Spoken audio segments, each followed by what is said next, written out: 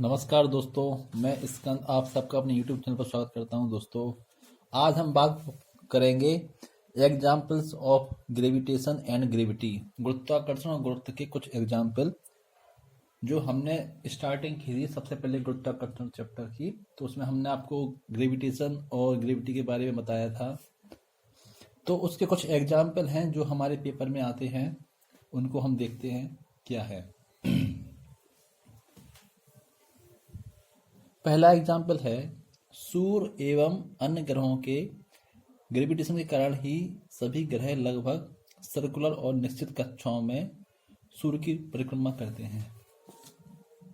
देखो, जैसे ये सूर्य है, ठीक है।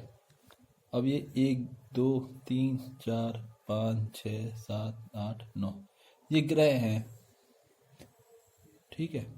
अब सूर्य और अन्य ग्रहों के बीच आकर्षण है। मान लो ये यहाँ दूरी पर, ये इस दूरी पर है, ठीक है। कुछ ना कुछ अट्रैक्शन होगा। गुरुत्वाकर्षण क्या होता है? किन्हीं दो पिंडों के मध्य लगने वाले आकर्षण बल को गुरुत्वाकर्षण कहते हैं।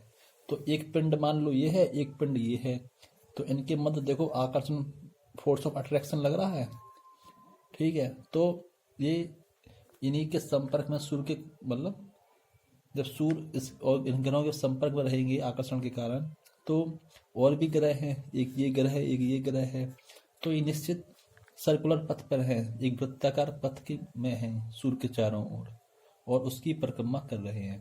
तो ये सब हमारे किसके कारण होता है? ग्रेविटेशन के कारण होता है, क्योंकि अन्य ग्रह सूर्य के चारों ओर हैं और वह गुरुत्वाकर्षण के कारण सूर्य के संपर्क में हैं और उसकी परिक्रमा कर रहे हैं सर्कुलर पथ पर, ठीक है। तो ये हमारा ग्रेविटेशन के कारण है। अब देखो, अब जैसे अर्थ के ग्रेविटी के एंड मून के ग्रेविटेशन के कारण ही चंद्रमा निश्चित कक्षाओं में पृथ्वी की परिक्रमा करते हैं। जैसे सूर्य की परिक्रमा और ग्रह करते हैं, इसी प्रकार हमारी पृथ्वी है, उसके चारों ओर चंद्रमा, मून, मतलब उपग्रह है एक, जिसकी परिक्रमा करता है पृथ्वी की। तो किसके कारण है? ये भी अट्रैक्शन के कारण है। अर्थ की ग्रेविटी, पृथ्वी के गुरुत्व और मून के ग्रेविटेशन के कारण ही, ठीक है। तो ये भी हमारा अट्रैक्शन है, फोर्स ऑफ अट्रैक्शन। अर्थ की ग्रेविटी और मून के ग्रेविटेशन के कारण ही चंद्रमा निश्चित कक्षाओं में पृथ्वी की परिक्रमा करते हैं। अब देखो, ये तीसरा एग्जाम्पल है, सूर्य, चंद्रमा, पृथ्वी की ग्रेविटेशन की इंटरनल आंतरिक क्रिया होती है, इंटरनल रिएक्शन। पृथ्वी पर स्थित समुद्र में ज्वार भाटा आता है। देखो, ज्वार भाटा जो है ना, ये हमारे भूगोल जियोग्राफी का चैप्टर है। ज्वार भाटा होता क्या है, मैं आपको बताता हूँ। जैसे ये है कोई समुद्र, ठीक है। जल के बाहर जाना और अंदर आने की क्रिया को ज्वार भाटा कहते हैं, ठीक है। तो ये कैसे होता है? सूर्य, चंद्रमा, पृथ्वी के ग्रेविटेशन की आंतरिक क्रिया के कारण, जो इंटरनल सूर्य, चंद्रमा, पृथ्वी के आंतरिक रिएक्शन होती है अंदर, तो पृथ्वी पर स्थित समुद्र में ज्वार आता है। समुद्र है, अब सूर्य यहाँ पर है, रात में चंद्रमा है और दिन में पृथ्वी, मतलब पृथ्वी तो है ही। तो इन दो अट्रैक्शन के कारण सब पानी का अंदर जाना और बाहर आने की क्रिया को ज्वार भाटा कहते हैं, और यह सूर्य, चंद्रमा, पृथ्वी की आंतरिक क्रिया के कारण होता है। सूर्य, चंद्रमा, पृथ्वी की पोजीशन जो होती है ना एक सी, इसको सिजकी भी बोलते हैं। ये जियोग्राफी के अंतर्गत है, लेकिन आपको बता दिया है, ठीक है। ज्वार भाटा, जिसको इंग्लिश में बोलते हैं टाइड्स।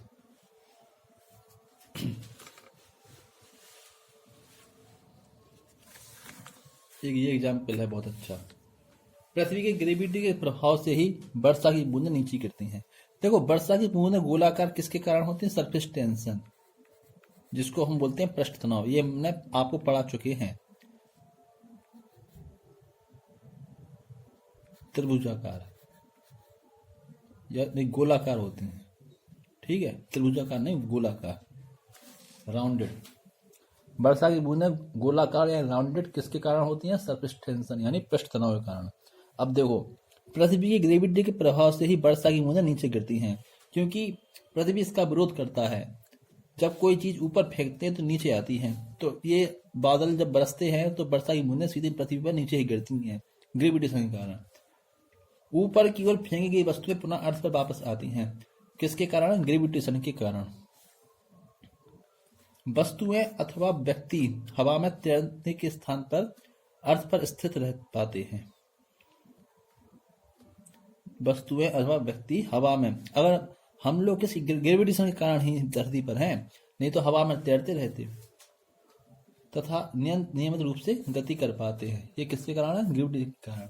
अगर गुरुत्वाकर्षण नहीं होता तो हम और अन्य प्राणी वस्तु सब हवा में तैरते रहते, लेकिन गुरुत्वाकर्षण के प्रभाव से उसका प्रभाव कम हो गया हवा में मतलब तैरने का, इसलिए हम लोग धरती पर गति करते हैं। ये सब ग्रेविटेशन के कारण है। देखो, पृथ्वी की ग्रेविटी के प्रभाव से वर्षा की बूंदें नीचे गिरती हैं, ये याद रखना, ये बहुत इंपॉर्टेंट चीज है। और वर्षा की बूंदें गोलाकार किसके कारण होती हैं? सरफेस टेंशन के कारण।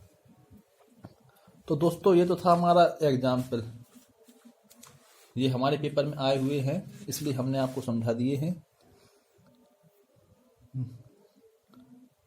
उम्मीद करता हूं कि आप लोगों को समझ में आया होगा।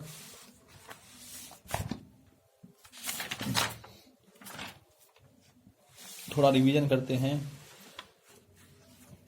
स्मॉल जी की वैल्यू कितनी होती है? 9.8 मीटर पर सेकेंड, ये है, ठीक है, 9.81 मीटर पर सेकेंड। स्मॉल जी कैसी राशि है? सदिश राशि है। और जी ग्रेविटेशन कांस्टेंट, इसकी वैल्यू कितनी होती है? 6.67 into 10⁻11 newton metre square upon kilogram square. G क्या है? अदिश राशि है, ठीक है। अब जी का मान, स्मॉल जी का मान डिक्रीज ऊपर जाने पे और नीचे जाने पे जी का मान डिक्रीज होता है, ठीक है। जी की वैल्यू डिफरेंट होती है डिफरेंट प्लैनेट्स के लिए, ठीक है। ये भी ये पॉइंट है, ये बहुत इंपॉर्टेंट है, आता है पेपर में। जी जिसको हम बोलते हैं गुरुत्वीय त्वरण, ग्रेविटेशनल एक्सलेरेशन, ये शेप, साइज और मास पर डिपेंड नहीं करता है, ये है पॉइंट, ठीक है।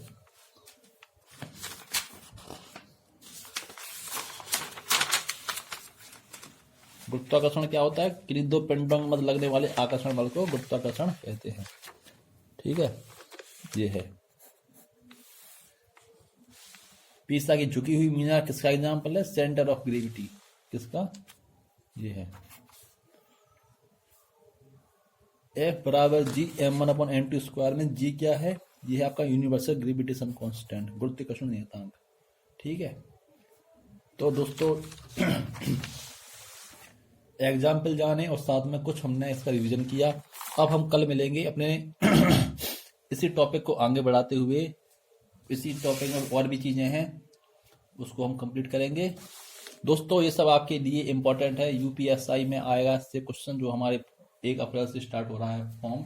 उसके बाद हमारा एसएससी रेलवे, बैंक में नहीं, SSC railway, UP triple SC, UP PCS समीक्षा अधिकारी में बड़े बड़े क्वेश्चन आते हैं, इन्हीं सबको परिभाषा को मिलाकर, ठीक है। दोस्तों चैनल को लाइक करो, शेयर करो, सब्सक्राइब करना ना भूलें। बस यही सब आप लोगों से कहना है, और पढ़ते रहें, ठीक है दोस्तों। आज के लिए इतना ही। Good night friend.